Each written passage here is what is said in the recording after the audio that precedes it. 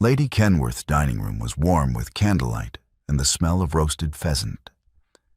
And Cordelia Graves had been aware of Marcus Havelock's arm for 3 full courses.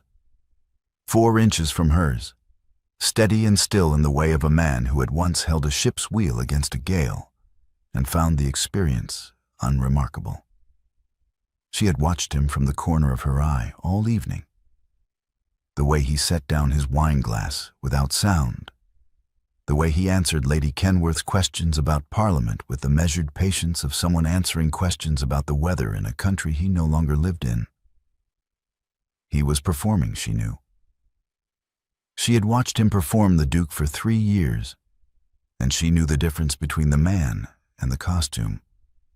What she had not planned for was what happened when she set down her own fork, lifted her voice to a carrying pitch, and said the words she had been rehearsing for 6 days. "Lord Pemberton has asked me to marry him." The table stopped, not gradually, all at once, the way a clock stops. Forks paused between plate and mouth. Lady Kenworth's hand froze on her wine glass. At the far end of the table, Lord Pemberton went very still in the manner of a man who has heard his name attached to an action he did not perform. And beside her, Marcus's wine glass tilted. He caught it. But the sound it made against the tablecloth was loud enough that the guests nearest him turned. And what came out of his mouth in that same instant was not the Duke's measured tone, but something raw and involuntary. A single syllable wrenched out of him by 6 years of careful silence, colliding with 14 witnesses. "Who?" His voice cracked on the vowel. Not curiosity. Something else entirely. Something that split the word open like wood under pressure, and the entire table heard it. Cordelia turned to look at him and found his face unguarded in a way she had never seen. Jaw tight, the line of his breathing visibly changed. His eyes on her with an intensity that was not anger, but something worse. Something that looked like a man watching a door close on a room he had never allowed himself to enter. She registered it. She filed it. She continued. "My uncle arranged the introduction," she said, her voice steady, addressed to the table at large. "The proposal came last Tuesday." At the far end, Pemberton opened his mouth, closed it. He had not proposed. But denying it publicly would make him appear dishonest, and Declan Graves's hand had already moved under the table. Cordelia caught the motion from the edge of her vision, a slight pressure toward Pemberton's side, a silent instruction. "Confirm it." Pemberton said nothing. His silence was the pause of a man who had walked into a scene without a script and was trying to locate the exit. Beside her, Marcus picked up his wine glass, set it down again, and did not speak for the remainder of dinner. But his knuckles, wrapped around the stem, were white. The meal continued.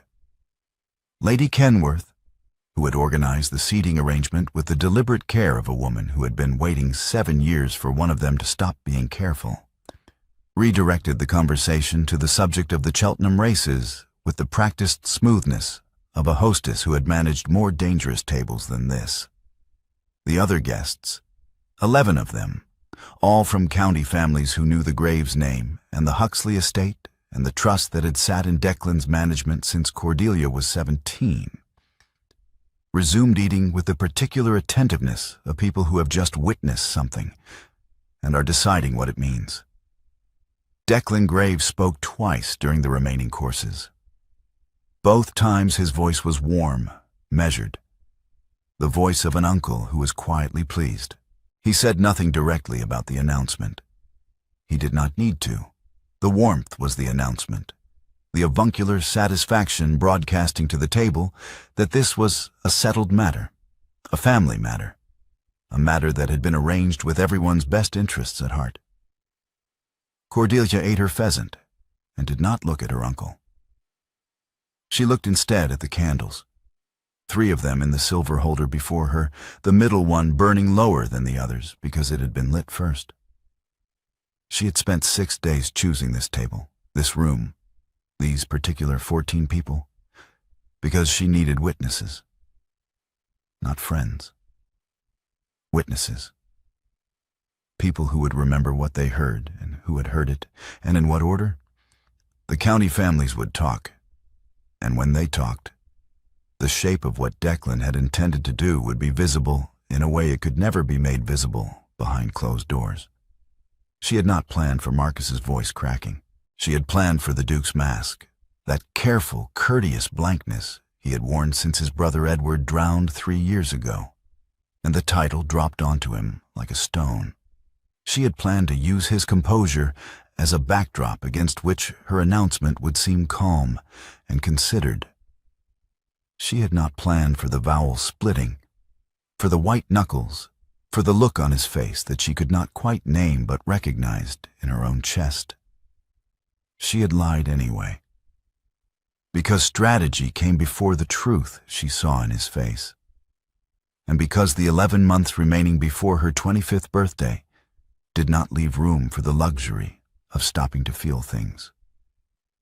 After dinner, the guests moved to Lady Kenworth's drawing room, and Cordelia moved to the terrace.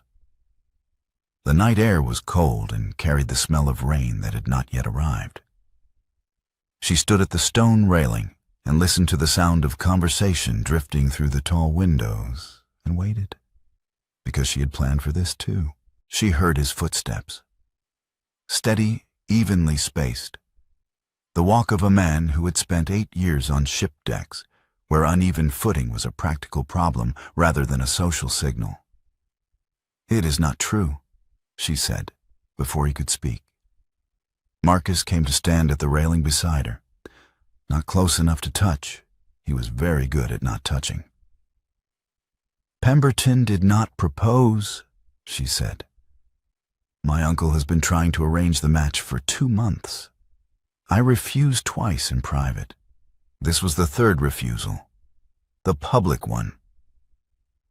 Marcus said nothing. She could see his hands on the stone railing, and she could see that they were not steady. "Why Pemberton?" he asked. "Because naming Pemberton forces my uncle to choose between 2 bad options," Cordelia said.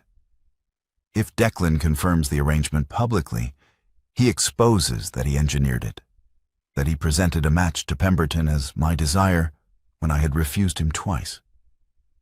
If he denies it, he humiliates Pemberton and destroys their alliance.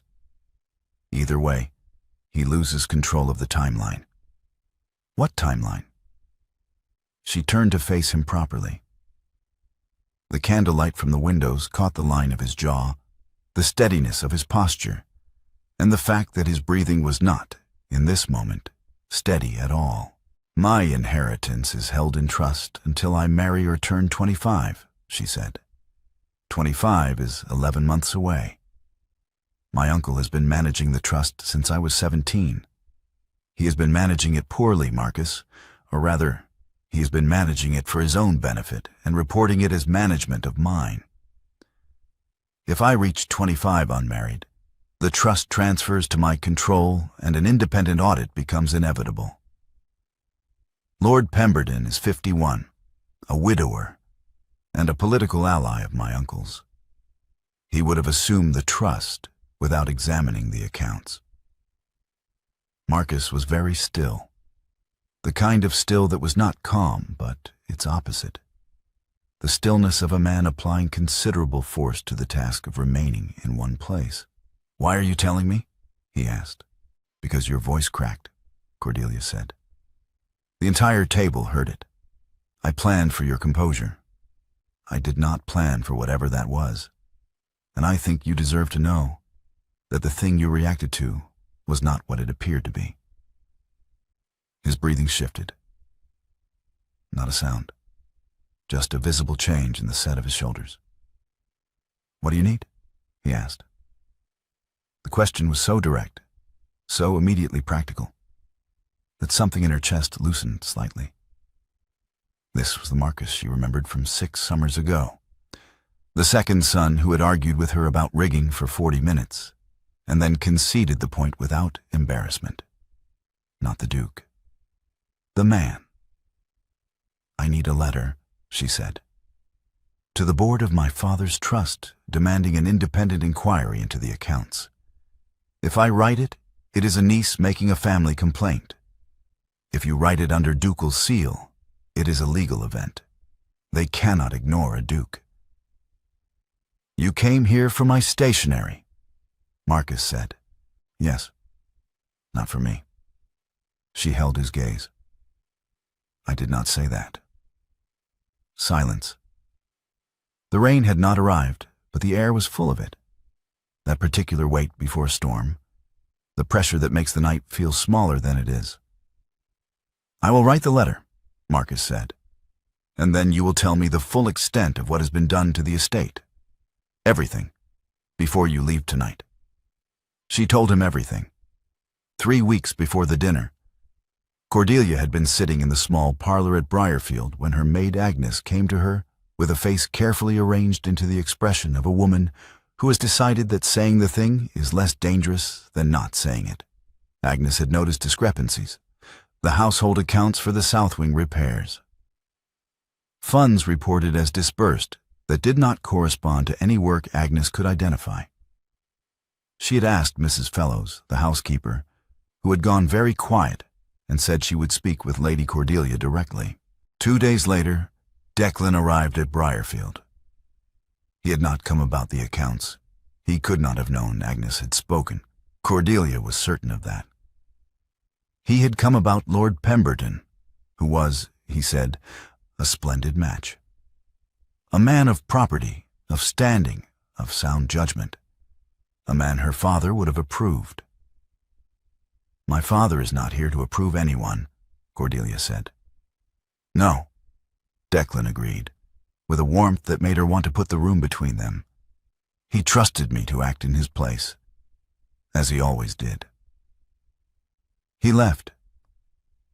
Agnes was dismissed from service the following morning, not by Cordelia, who had no legal authority to prevent it. By Declan, who sent the letter directly to Agnes's agency with a reference that was technically accurate and practically useless. Cordelia's pin money was reduced by half the week after. Declan visited again 10 days later. Lord Pemberton was still, he said, a splendid match. The county respected him. The arrangement would be quiet, dignified, mutually beneficial. And her father, God rest him, had expressed to Declan more than once a wish to see Cordelia settled and protected. "My father expressed many wishes to me directly," Cordelia said. "He did not mention Lord Pemberton." "You were young when he died," Declan said gently, as though her youth were a form of damage. "There were things he discussed with me that he did not wish to burden you with." He invoked her father's name 4 times in that conversation. Cordelia counted. She refused for the 2nd time. Declan left, and Cordelia walked the south garden border, her father's lavender, dead under years of neglect, the beds given over to weeds and compacted earth, and understood that she had one weapon left, and it was a public one. She spent 6 days choosing the table. Now, on the Kenworth terrace, she finished telling Marcus the full account. The trust, the 11 months, the dismissed maid, the forged pin money restriction, the 2 private refusals. The dead father invoked like a legal instrument. She told him about Mrs. Fellows and the roof fund. £400, reported as spent. The roof of the south barn still open to the weather. Marcus had not moved from the railing. When she finished, he said nothing for a long moment. "You walked into that dining room tonight," he said, "knowing that if Declan managed to confirm the engagement before you could expose the scheme, you would be married to Pemberton within a month." "Yes. And you did it anyway." I had 11 months and one weapon, she said. I used the weapon. His hand was still on the stone railing. She placed her own hand over his knuckles, not to soften his grip, but to acknowledge it, pressing his tension into the stone rather than asking him to release it. 10 seconds. Then she pulled back and straightened. Will you write the letter? She asked. I said I would. Then I will come to Renford House the day after tomorrow. There is a contractor letter I need to collect from Mrs. Fellows first. Come in the morning, Marcus said. I will have Hartwell there. She looked at him. The naval posture, the controlled breathing that was slightly less controlled than usual, the 4 inches of space he maintained between them as though it were a navigational requirement. Your voice cracked, she said again, quietly. I am aware, Marcus said. Neither of them moved toward the other. Neither stepped back. The rain arrived at last, light, cold, dotting the stone railing between their hands. Marcus dictated the letter to his secretary the following morning. He was specific about the language. A formal request under ducal authority for an independent examination of the Huxley Trust accounts, addressed to the board's 3 members by name, citing the legal mechanism available under the Trust's founding charter. He signed it. His secretary sealed it under the ducal crest and sent it by fast messenger before noon. Cordelia returned to Briarfield. Declan arrived that same afternoon. He came through the front door as though the house were still his to enter freely, which, legally, it was, and found her in the sitting room with her accounts ledger open on the table. He did not look at the ledger. He sat across from her in the chair her father used to read in, and his face was arranged in the expression she had come to think of as the warm version. Concerned, disappointed, loving in the way of a man who has decided that love means management. Your father, Declan said, would have been mortified by last night. My father would have been mortified by the roof fund, Cordelia said. £400 reported as spent. The south barn roof was never repaired. Where did it go? Declan's warmth did not waver. The contractors were unreliable. The matter is being remedied. Which contractors? I would like their names for my records. Cordelia. He said her name with the patience of a man explaining arithmetic to a child. This is not a matter for your records. This is a matter being handled appropriately. What is not being handled appropriately is your behavior at Lady Kenworth's table, which has embarrassed Lord Pemberton, confused the county, and made you appear, I say this with genuine concern, unstable. I am not unstable, she said. I am informed. He left. He was still warm when he left, which was worse than if he had been angry. Cordelia walked the south garden border in the gray afternoon light.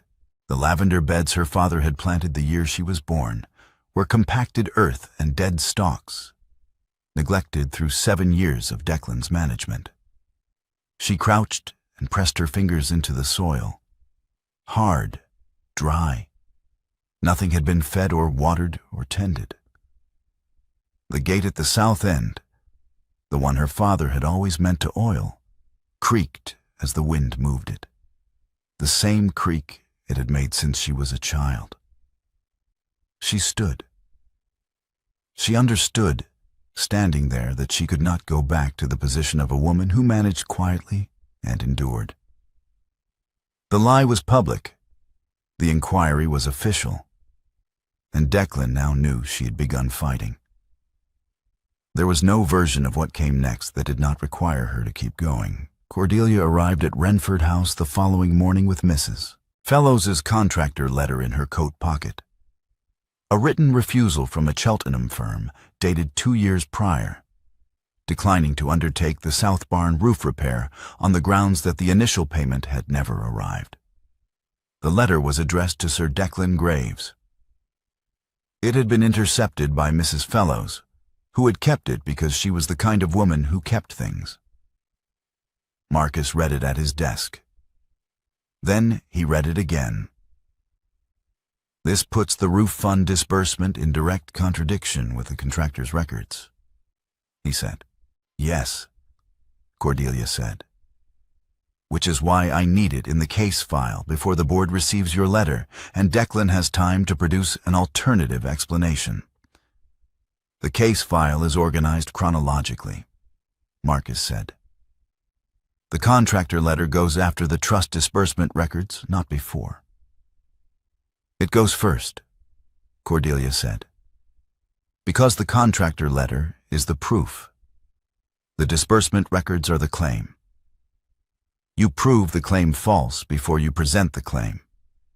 Otherwise, the board reads the claim first and arrives at the proof already looking for reasons to doubt it. Marcus looked at her. The board are solicitors. They read evidence in chronological order.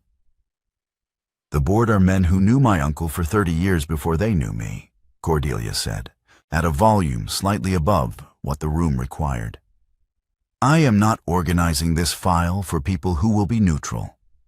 I am organizing it for people who will be predisposed to believe him. Marcus moved the contractor letter to the front of the file without further comment. They worked through the afternoon. She was fast and furious and occasionally wrong. She put the trust charter summary in the wrong section twice and argued both times that she had not. He was methodical and thorough and occasionally too careful. He spent 20 minutes on the precise legal phrasing of a cover note that Cordelia maintained could be written in 2 sentences. She paced when she was thinking, which meant she paced most of the afternoon, circling the perimeter of the study in a route that took her past the corner of the large oak desk. She walked into the corner of the desk, hip, hard. She hissed through her teeth. Marcus stood without speaking, moved the desk 6 inches to the left, and sat back down. He returned to the cover note as though he had simply adjusted his chair. Cordelia did not notice for 20 minutes. Then her pacing circuit brought her to the place where the desk corner had been and was no longer, and she stopped. You moved the desk, she said. Your hip, Marcus said. I barely felt it. You limped for 2 circuits, I counted. She looked at him. He was reading the trust charter summary, his expression entirely unchanged. 3 days after the inquiry letter was sent, Declan produced his counter-move. A letter arrived at Briarfield, not addressed to Cordelia but circulating through the county families, passed from drawing room to drawing room with the quiet velocity of information that confirms what people already want to believe. It was written in her father's hand, or very nearly. The late Viscount Huxley expressing his wish that his daughter be guided toward a suitable arrangement, that her guardian be trusted to act in her best interests, that the impetuosity of youth be tempered by the wisdom of those who loved her. Cordelia read it at the breakfast table. She read it twice. Then she set it down and then looked at the window for a long moment. The handwriting was almost right. The loops, the spacing, the particular forward lean of her father's script. Almost. But the capital G at the beginning of Graves curled to the right. Her father's G always curled left. She knew his hand the way she knew the sound of the south gate. From 1,000 small encounters, from letters written in firelight when she was a child, and letters written in his last year when his hand had slowed but never changed its particular habits. She folded the forged letter, put it in her coat pocket beside the last real letter her father had ever written her, and went to Renford House. Mr. Hartwell, Marcus's solicitor, was a small man with the precise, unhurried manner of someone who had spent 40 years reading documents that other people had hoped no one would read carefully. He laid both letters side by side on Marcus's desk, the forged one and the real one, and placed the contractor records and the trust discrepancy figures alongside them. He read everything without speaking. Then he read it again. "The handwriting discrepancy is significant," Hartwell said. "Combined with the contractor records and the disbursement figures, I can compel a formal inquiry. Not a request, a compelled examination. The trust board has no legal discretion to refuse." Cordelia looked at Marcus across the desk. Something shifted in the room. Not dramatically, not with any outward ceremony. But she felt it as clearly as she had felt the change in air pressure before the rain on the Kenworth terrace. She had come to him 6 weeks ago for ducal stationery. She had come to him with contractor letters and handwriting evidence because he was the only person in the county with the legal standing to make the inquiry impossible to dismiss. The transaction had been clear and practical, and she had been careful to keep it that way. It was not that anymore. They worked late that night. Hartwell had left hours ago, and the candles had burned down and been replaced, and the evidence files were spread across every available surface. Marcus was at the window with the trust charter, marking passages in pencil. Cordelia was at the desk, cross-referencing the disbursement figures against the household accounts Mrs. Fellows had provided. She did not intend to fall asleep. One moment she was reading a column of figures, and the next she was not reading anything at all, her head resting on her folded arms, the account ledger open beneath her cheek. She did not hear Marcus cross the room. She did not feel the weight of his coat settle over her shoulders. When she woke, the candles were lower, and Marcus was at the window with a book, reading by the thin gray light of early morning. His coat was around her. He did not look up when she stirred.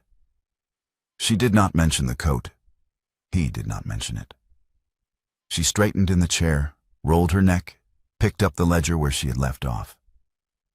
After a moment, she moved her chair 2 inches toward his side of the desk. Neither of them remarked on this either. They returned to work. Declan moved on 2 fronts simultaneously, and both moves landed within the same week. The first, he spoke to 3 county families, the Aldersons, the Pembury Carrs, and old Lady Datchet, and reframed Marcus's inquiry letter as romantic interference. A duke pursuing his niece under the guise of legal concern. A man using ducal authority to insert himself into a family matter because he had formed an attachment. The county, Declan suggested with his warmth fully deployed, ought to consider whether Lady Cordelia's behavior, the fictional engagement announcement, the inquiry request, the hours spent at Renford House, reflected good judgment or something more troubling. 3 invitations were withdrawn from Cordelia within a week. The Aldersons sent a note. The Pembury Carrs did not send a note, which was worse. The second move arrived at Renford House in the person of Lord Winton, Marcus's parliamentary ally, a broad, careful man who arrived without appointment and spoke with the directness of someone delivering news he did not enjoy. "Graves has friends in the Lords," Winton said. "2 of them are on committees that matter to you. If you press this inquiry, you will make enemies you do not currently have." "Thank you for telling me," Marcus said. "I am telling you," Winton said, "because I would like you to consider withdrawing the letter before those friendships become formal opposition."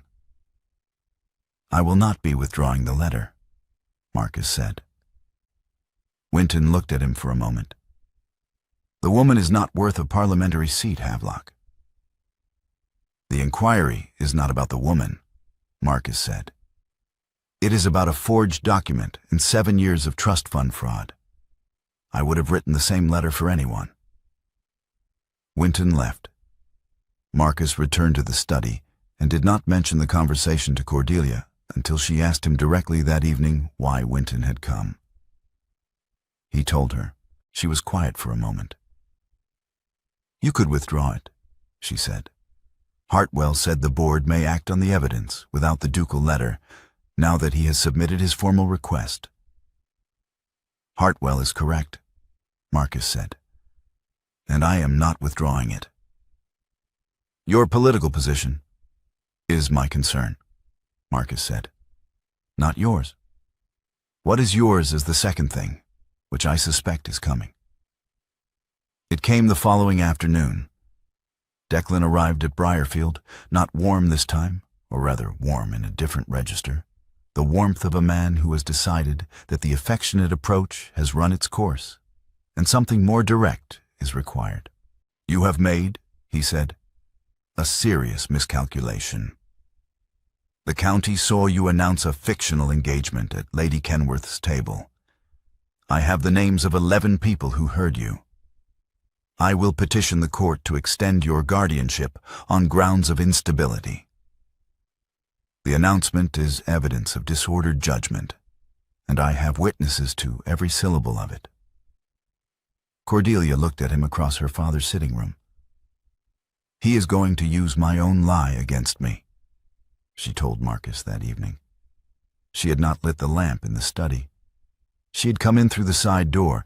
Mrs. Hartley, the housekeeper, had not questioned it. And she had sat down on the floor with her back against the bookcase and her knees drawn up and the room dark around her. Marcus found her there. He looked at her for a moment, then sat down on the floor beside her, his back against the same bookcase, close enough that she could feel the warmth of his arm. "He is going to use my own lie against me," she said.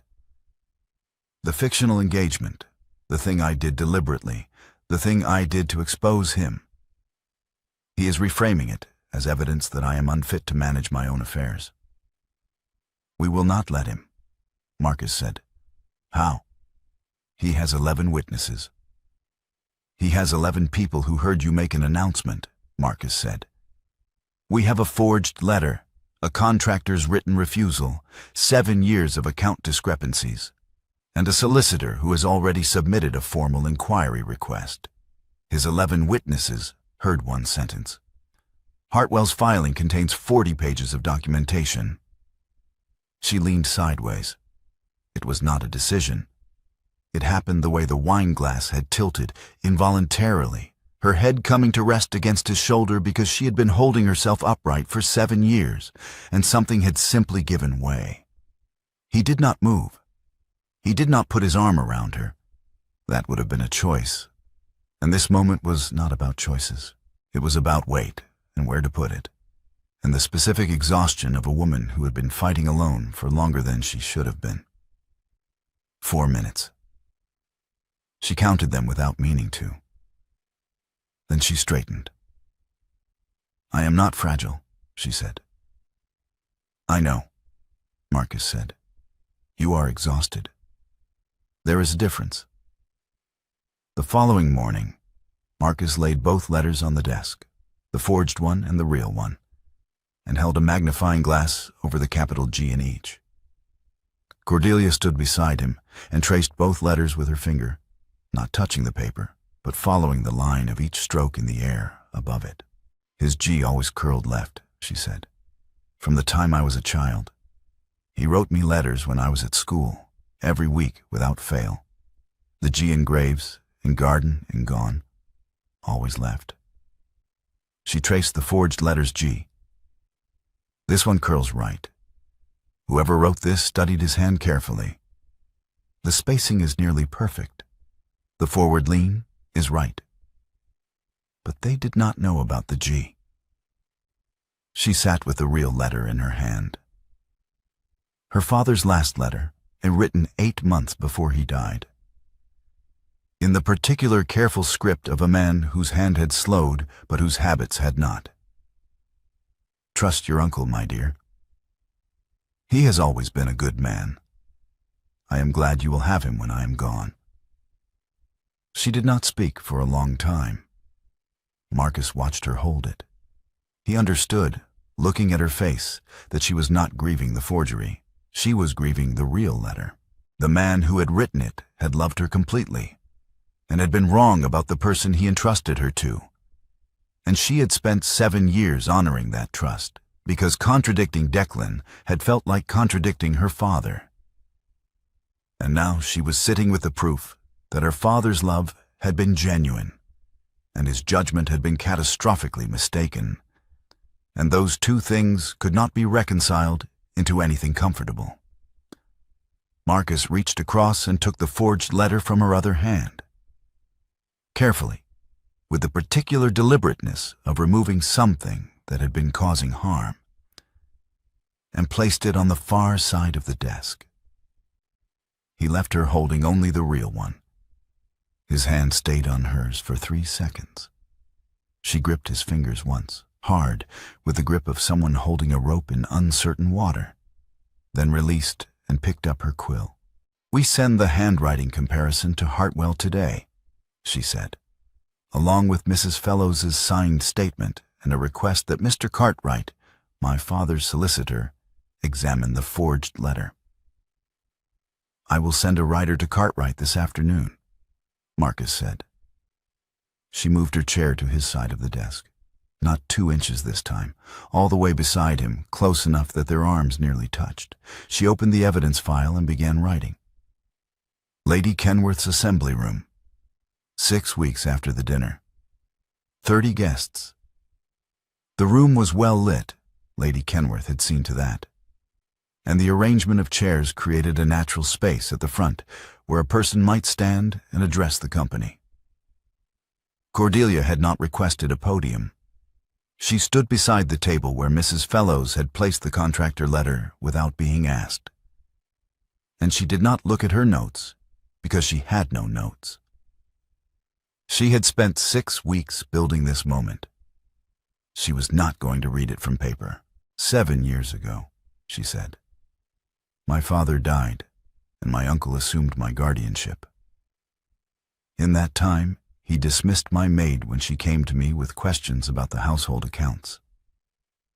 He reduced my pin money by half after I refused Lord Pemberton's suit, a suit I had refused twice in private without witnesses, which was precisely the problem. He told the county I was difficult, and last month he produced a letter in my father's hand expressing a wish for a managed marriage. The room was very quiet. That letter, Cordelia continued, was examined by Mr. Cartwright, who served as my father's solicitor for 22 years. Mr. Cartwright has confirmed in writing that the letter was not written by my father. The G in my father's name, the capital G in Graves, always curled to the left. My father's G curled left in every letter he wrote me from the time I was 9 years old. In the letter my uncle produced, the G curls right. She held up both letters, the forged one and the real one. The room could see them clearly. She had made sure of that. From the side of the room, Declan stood. "This is a family matter. Lord Pemberton," Cordelia said, turning to where Pemberton sat in the 3rd row. "Were you told that I was willing?" The room turned. Pemberton was a large man with a square, weathered face, and his expression in that moment was the expression of a man who has discovered, very recently, that he has been cast in a play he did not audition for. Pemberton rose to his feet. "Sir Declan assured me," Pemberton said, his voice carrying the particular flatness of controlled anger, "that his niece desired the arrangement. He told me the trust was in sound order. He told me the late Viscount had expressed this wish himself." He paused. I accepted his assurances because I had no reason to doubt them. "And did I ever tell you any of this myself?" Cordelia asked. "No," Pemberton said. "I never spoke with you directly about the match. Sir Declan told me an introduction was unnecessary, that the matter was settled. Because my uncle ensured you would not need to speak with me," Cordelia said. "He was not arranging a marriage. He was arranging a transfer of my person, of my estate, and of the trust accounts that no one was meant to examine. Lord Pemberton was not chosen because he would be a good husband. He was chosen because he would not ask questions about the accounts." Near the servants' entrance, Mrs. Fellows spoke. She did not raise her voice. She had the carrying power of a woman who had managed a large household for 30 years and had never needed to shout to be heard. "The South Barn Roof Fund," Mrs. Fellows said. £400. Reported as spent in the trust accounts 2 years ago. The roof was never repaired. I have the contractor's written refusal, addressed to Sir Declan Graves, stating that the repair could not be undertaken because the initial payment had not been received. She placed the letter on the table beside the other documents. I kept it because I did not know what to do with it at the time. I know now. Pemberton's face changed. It was not anger at Cordelia. It was the expression of a man discovering the precise shape of how he had been used. He turned to Declan. "Sir Declan," Pemberton said, "I withdraw, formally, before this company. I am 51 years old, and I have made a considerable number of errors in my life. I will not add instrument of coercion to the accounting." The room went very still, the particular quiet of a gathering in which something has been settled beyond further argument. Declan stood. The avuncular warmth was gone entirely. What remained was a man whose authority had been stripped by the people he had relied on to confirm it. He looked at Cordelia with an expression she could not read and did not try to. "Your father trusted me," he said. "My father was wrong," Cordelia said. "He was wrong about you the same way I was wrong about you, because you are a very easy man to believe when no one is checking. There is someone checking now. Mr. Hartwell has submitted a formal inquiry to the trust board.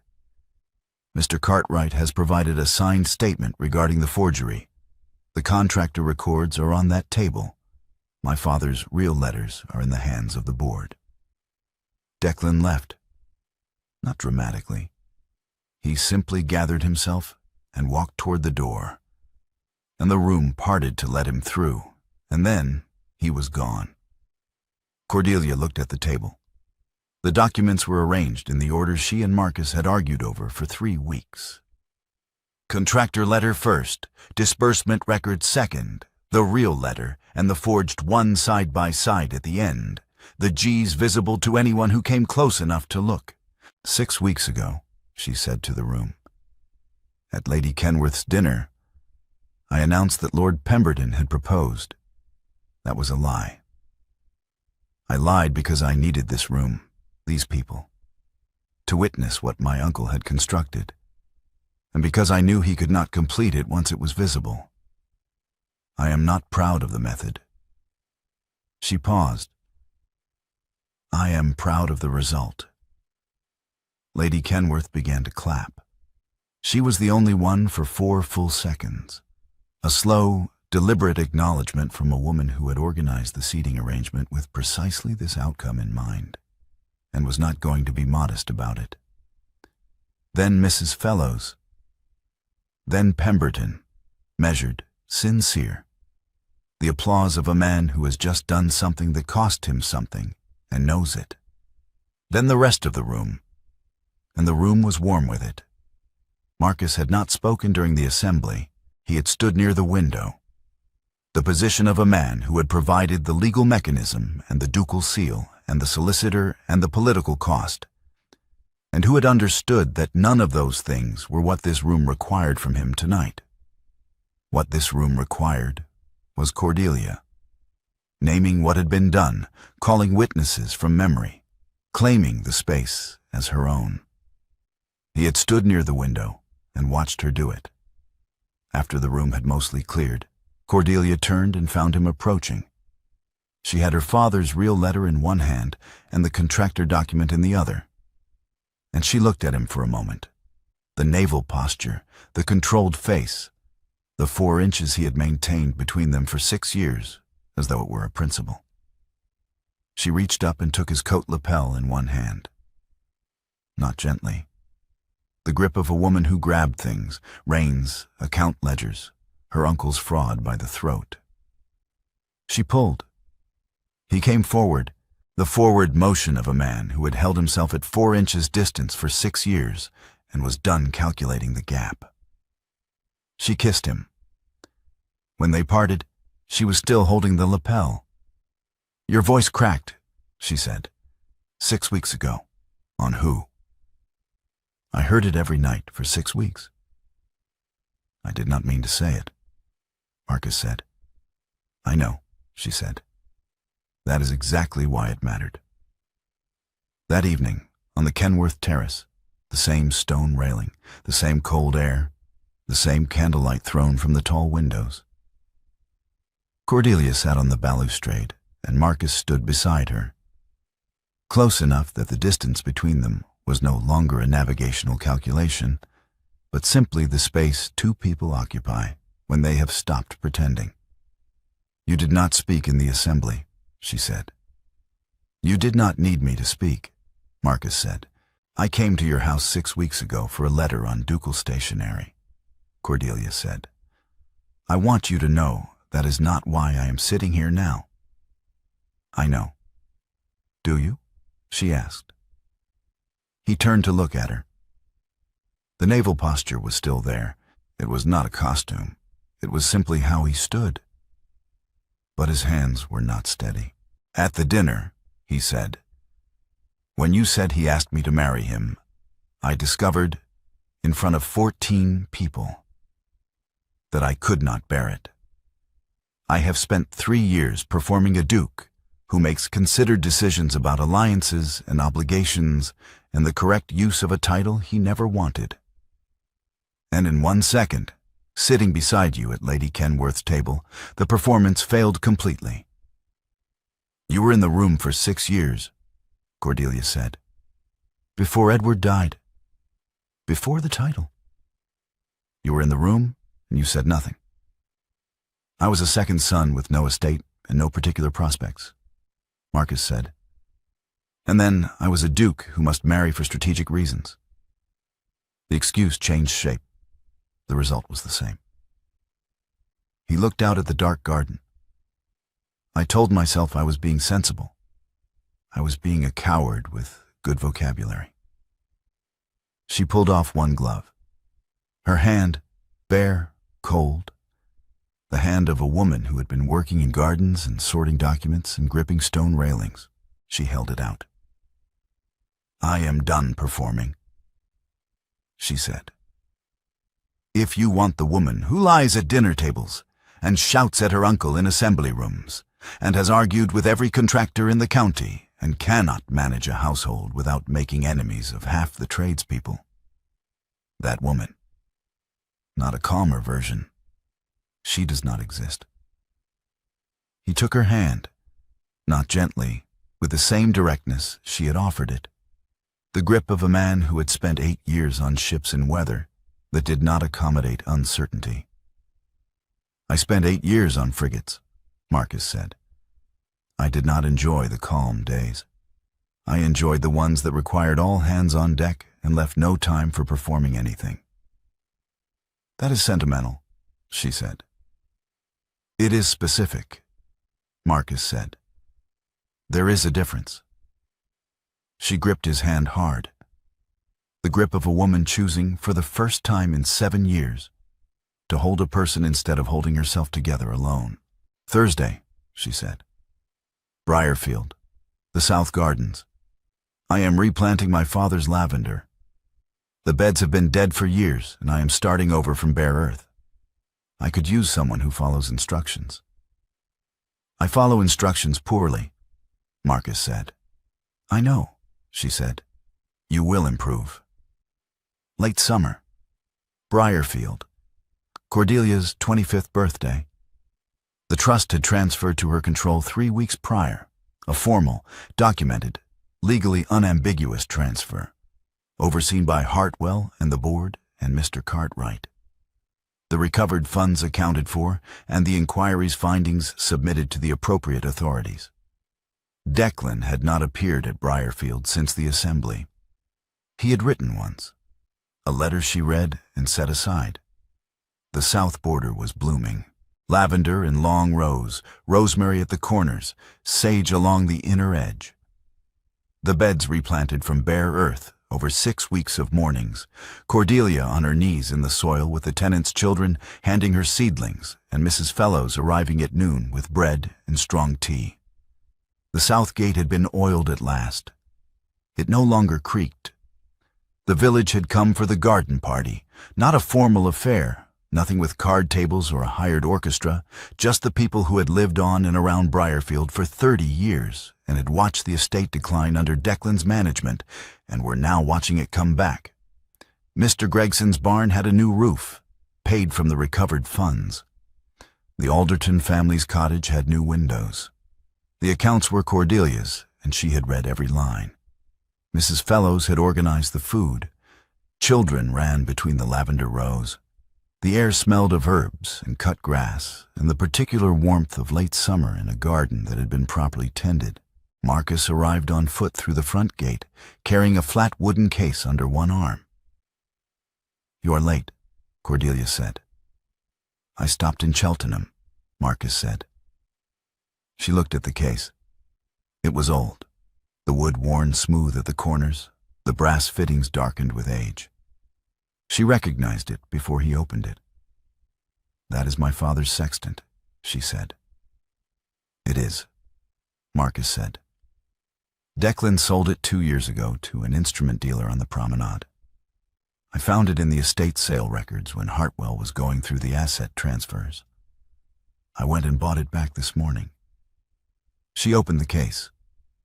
The brass sextant her father had used to teach her celestial navigation when she was 10. Standing in the south garden in the early evening while he showed her how to measure the angle between the horizon and a star. She lifted it, sighted along the arm toward the horizon above the lavender. "The calibration is off," she said. "I thought you might want to fix it yourself," Marcus said. She set the sextant on the garden table beside the lavender. Around them, the party continued. Mrs. Fellows directing 2 of the village women with a cake. Mr. Gregson talking to a group of tenants near the gate. Children weaving between the adults with the single-minded energy of children who have been given permission to run. "You bought back my father's sextant," Cordelia said. "Your father taught you to navigate," Marcus said. "You taught yourself to fight. I thought you should have both instruments." She looked at him across the garden table, the man who had moved her desk 6 inches without comment, who had covered her with his coat and said nothing, who had sat beside her on the floor of a dark study and told her the difference between fragile and exhausted, who had stood near the window in the assembly room and let her claim the room as her own. She took his hand across the table. The lavender moved in the warm air. The children ran past. Mims Fellows called something from the far side of the garden. "You are staring," Cordelia said. "I am present," Marcus said. "I learned the distinction from a woman who argued with me about rigging when she was 18. "The rigging was wrong," she said. "The rigging was wrong," he agreed. "You were right. You have been right about most things. I am still catching up." She did not let go. He did not let go.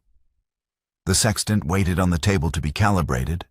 The lavender grew in the soil she had turned herself. And the south gate stood open to the summer afternoon, oiled at last, swinging easy and silent on its hinges.